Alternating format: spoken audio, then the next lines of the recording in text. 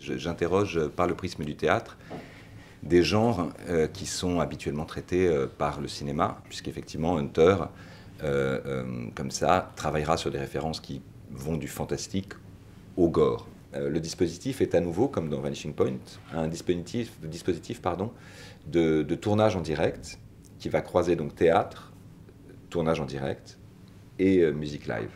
L'idée, c'était de travailler sur une figure de femme d'une créature mi-femme, mi-animale. Spontanément, le loup-garou, ça raconte évidemment la sauvagerie contenue en chacun de nous. Ça raconte comment tout d'un coup cette sauvagerie, cette animalité, cette bestialité peut se libérer soudain. L'histoire donc est celle-ci.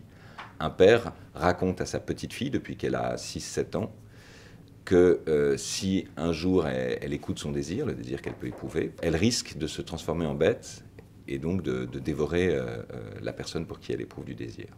Et donc elle est maintenue comme ça, séquestrée dans une pièce par son père pour, en tout cas c'est ce qu'il prétend, la protéger d'elle-même et de sa propre monstruosité.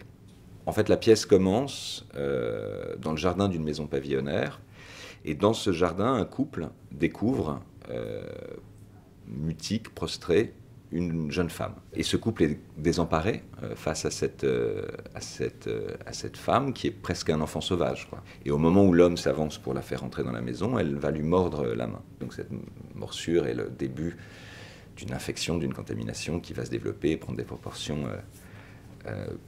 plus ou moins fantastiques, plus ou moins comiques aussi, je crois.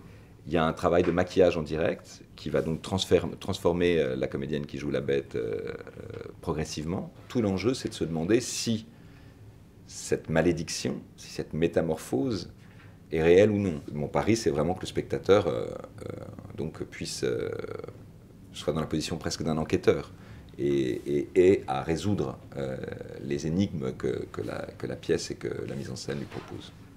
Donc Superpose, en quelques mots, c'est un jeune homme de 24 ans, je crois, qui s'appelle Gabriel Legeleux. C'est un jeune surdoué de l'électro.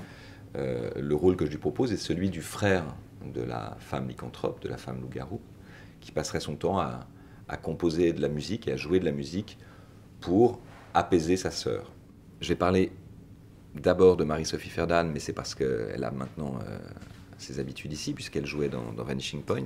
Elle va donc, pour ce spectacle-là, incarner la bête, le monstre. Et ce couple sera interprété par deux comédiens, donc David Migeot, j'ai presque honte de le dire là, mais enfin c'est plutôt un bel homme, quoi. Il a un physique plutôt avantageux et en même temps il a une force comique remarquable et, la cerise sur le gâteau, il peut incarner comme ça un parfait kidam, quoi.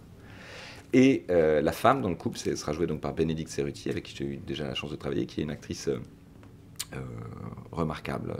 Et enfin, il y a un dernier personnage qui est essentiel, évidemment, dans la fiction, qui est le père de la bête et de son frère musicien. C'est un acteur qui s'appelle Geoffrey Carré, qui est un acteur américain, qui joue le rôle, donc, un rôle étrange, à la fois de tortionnaire et de père aimant.